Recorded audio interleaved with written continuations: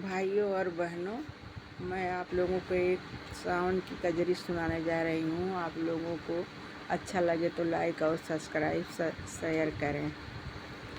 आज रतिया के देखे एक सपनवा सखी, आइल मोर सजनवा सखीना।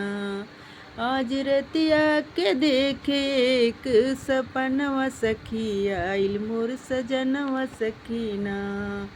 आए ससुरु हमार लइके डोलिया कहाँ रे, आए ससुरु हमार लइके डोलिया कहाँ रे, उनके साथे में बारहु बजनवा सखी, आइल मोर सजनवा सखीना।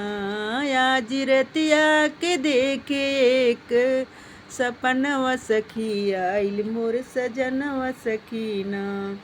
आज रतिया के देखे एक सपनवा सखी, आइल मोर सजनवा सखीना।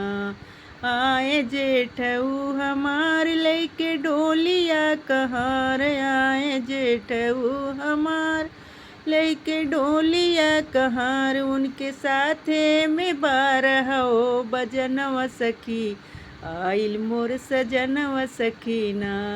उनके साथे में बारहु बजनवा सखी, आइल मोर सजनवा सखीना।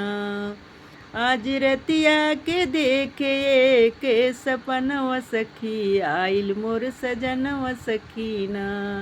आज रतिया के देखे एक सपनवा सखी, आइल मोर सजनवा सखीना। आए देवरा हमार लइके डोलिया कहाँ रे, आए देवरा हमार लइके डोलिया कहाँ रे, उनके साथे में बारहु बजनवा सखी, आइल मोर सजनवा सखीना। आज रतिया के देखे एक सपनवा सखी, आइल मोर सजनवा सखीना। आज रतिया के देखे एक सपनवा सखी, आइल मोर सजनवा सखीना।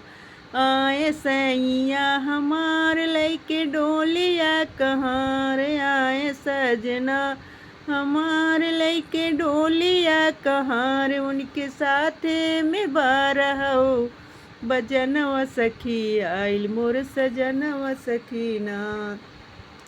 आज रतिया के देखे एक सपनवा सखी, आइल मोर सजनवा सखीना। आज रतिया के देखे एक सपनवा सखी, आइल मोर सजनवा सखीना।